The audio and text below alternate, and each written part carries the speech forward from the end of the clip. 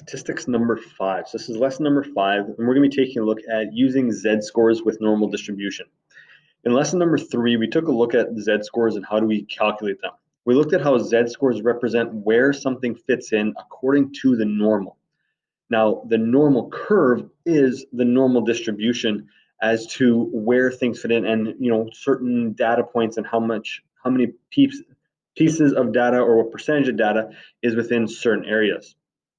So we're going to take a look just at this this graph right here, okay? And we look at this histogram, and you'll notice the histogram is talking about, in this case here, something that is going up by tens, and then we have frequency up on this side right here.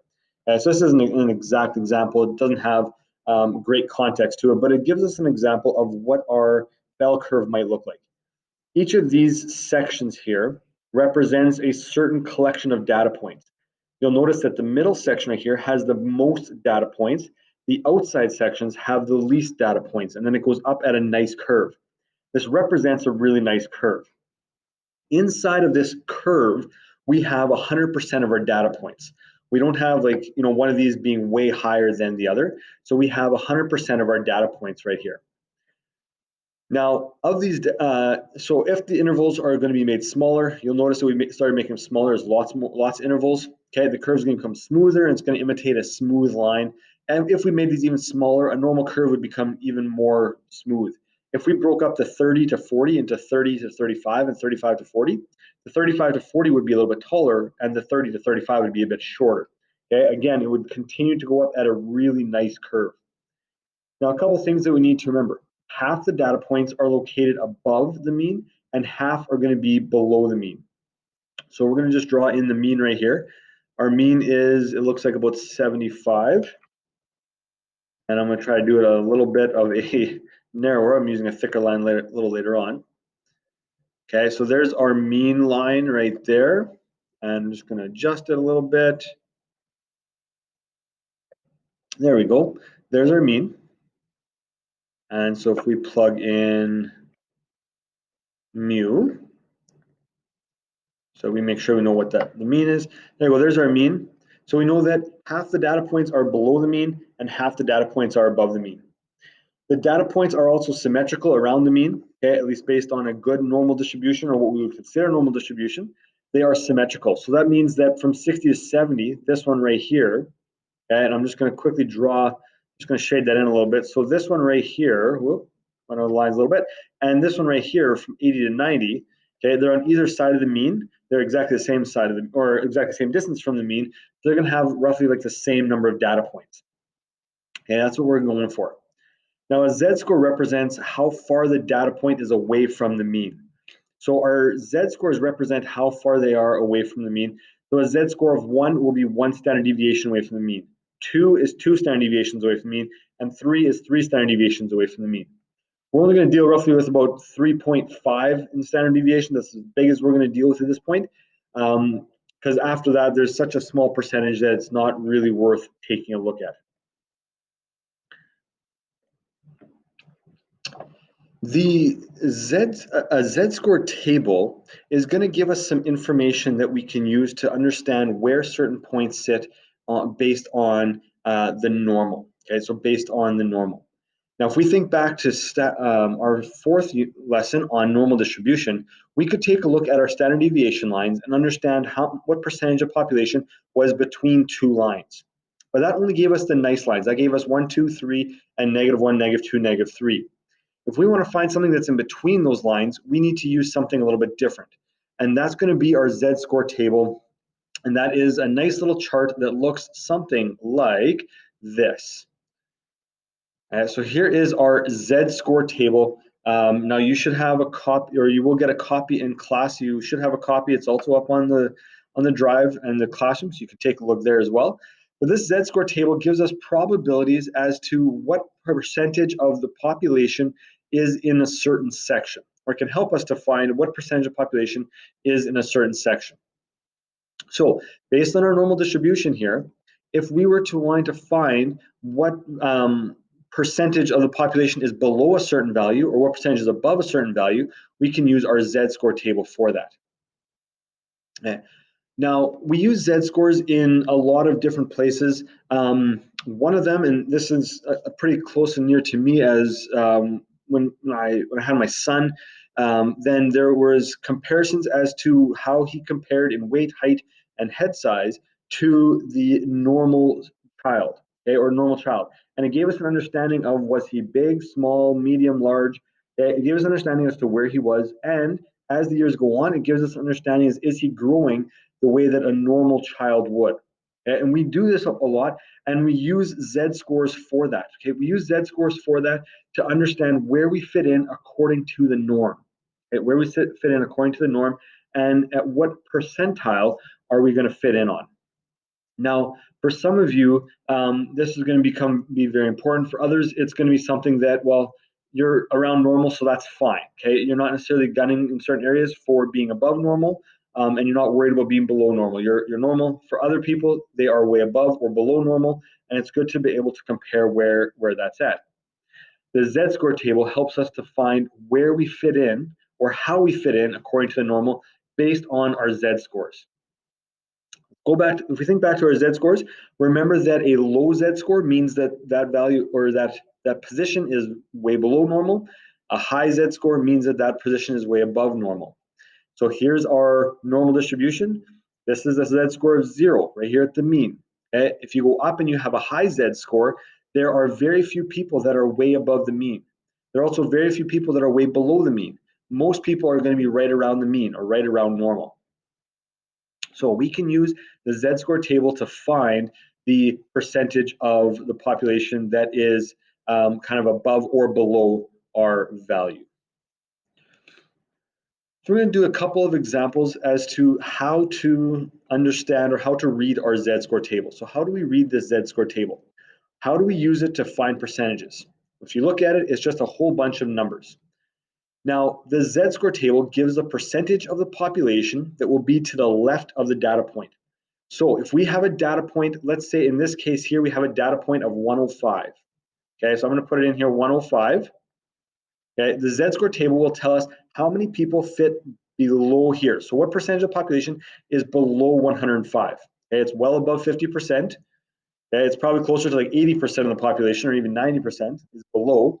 Okay, but it's going to tell us what the what percent of population is above, or sorry, below our data point. Now it's based on our Z-score. So let's determine the percentage of the population that is to the left of a Z-score of 1. First thing we're going to do is we're going to find the integer on the left side of the chart. So I'm going to go through these this stuff right here, but I'm going to use the chart for it. And I'm going to be using a nice thick line that's very transparent to kind of show how this is going to work. All right, we want to find a Z-score of 1. The first thing we do is we find the integer and the first decimal point on the left-hand side of our chart. So you'll notice here it says Z. These are Z-scores right here. We have negative 3.4 all the way up to negative 0. Yeah, negative 0, that's correct. Okay, negative 0.0. We have one decimal place here. So we need to find our first number and our decimal place. And for the one that we're looking at, it was 1. You can tell these are negatives, so we have to go to the back side of our chart and we have to find our positives. And so we're going to find that, and we're going to find 1.0. That is our first number and our decimal point. So we're going to be looking at this line right here. There we go. Now it's quite lightly shaded. Maybe I need to make it a hair less transparent. Let's try this again. It's a bit better. We can actually see there. All right, so we're going to be looking in this row. This is the 1.0 row. This is the row that represents our the data which is at the 1.0 mark, or a Z-score 1.0. Now, second thing that we do is we take a look at the decimal portion of the Z-score on top. So on top we have the second decimal place. Here we have the first decimal place, right, 1.0. And here we look at the second decimal place. Now that is right here at 0, 0. So we're going to then look in this column right here. Okay, so we're going to look in this row and this column, and our middle one here is 0.84. 0.84, so we're going to recognize this one right here. 0.84 is our value, which is represented by the Z-score of 1. Okay, so 0.8413. Okay. This is the probability that we have a point landing to the left of 1. Now this is the value based on our data set of 1. To find percentage, okay, if we want to find percentage, we multiply this by 100. And that's going to be 84.13%. So that tells us that 84.13% of the population is to the left of a z-score of 1. That means that if you have a z-score of 1, 84.13% of the population will be underneath you. Okay, it'll be underneath you. Okay, let's do another example here. Let's determine the percentage of data to the left of negative 0.34. So we're going to go here. We're going to take a look at negative 0.34. I'm just going to quickly erase my lines as we're going to redo, and I'm going to do some other lines as well. So negative 0.3 is going to be on the negative side, and it's right here. This is the negative 0.3 line right here. And so I'm going to shade it in so I know where that line is. Now the second decimal point is 4. And so we're going to take a look at the 4 line, which is right here, and the column, sorry. And I'm going to shade that in. And where it meets is the probability, or that percentage. It's a probability. We'll change it into a percentage by multiplying by 100. So the data point that we get here is 0.3669.